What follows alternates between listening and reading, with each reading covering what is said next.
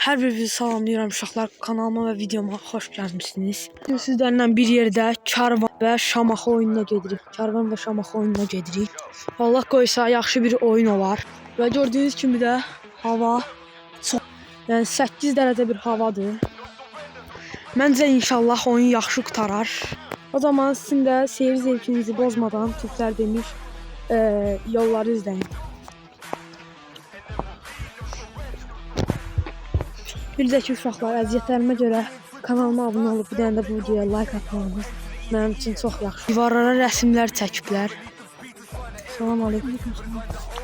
Uşaqlar, o zarafatı eləyim. Nə qəşəng bir şeydir. Zibil qabın içində. Uşaqlar, zibil qab buradadır. Yerə zibil atışlar. Eləməyin belə, xahiş edirəm. Bu.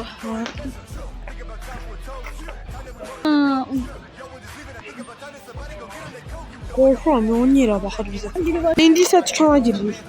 Girdik dükana. Bir dənə cipsi götürək. Ondan sonra. Arif nə götürsən içkilərdən? 2 dənə sok götürdüm. Popcorn. Alışveriş elədik. Şiddətli yağış başladı. İndi isə stadyuma tələsirik. Gördüyünüz kimi yağış başlayıb və ıslanırıq. İnşallah gedib çata bilərik. Uşaqlar, hava çox soyuqdur. Ronaldo. Dərzi sexi. Nə diyor oğlum? Uşaqlar, yağış getdikcə bərkiyir. Uşaqlar, stadiona gəldik, çatdıq. Uşaqlar, gəldik, çatdıq.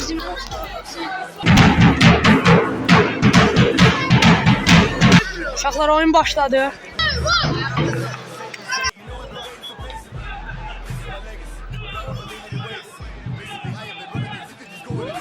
Qələbə.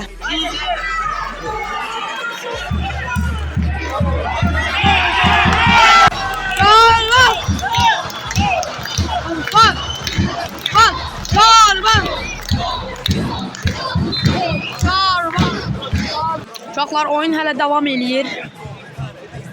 Və 25-ci dəqiqədir və oyun çox ciddi rejimdə davam eləyir və Karvan qapıya yaxınlaşır. Və eyni zamanda Şamaxı da qapıya yaxınlaşır, amma iki tərəf də hələ qol vura bilməyib. Ona görə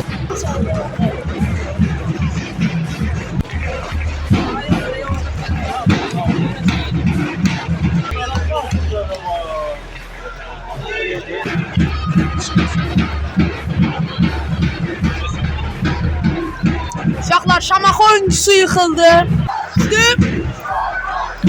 Karvan oyuncuları orta atmaq istəyir.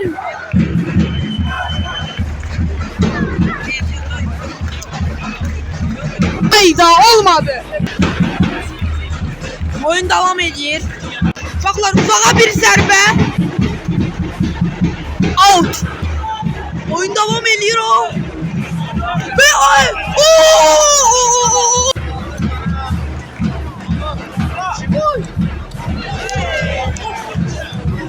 Olmadı. Uşaqlar, uzun oyunlar sonunda uduzduk 2-0.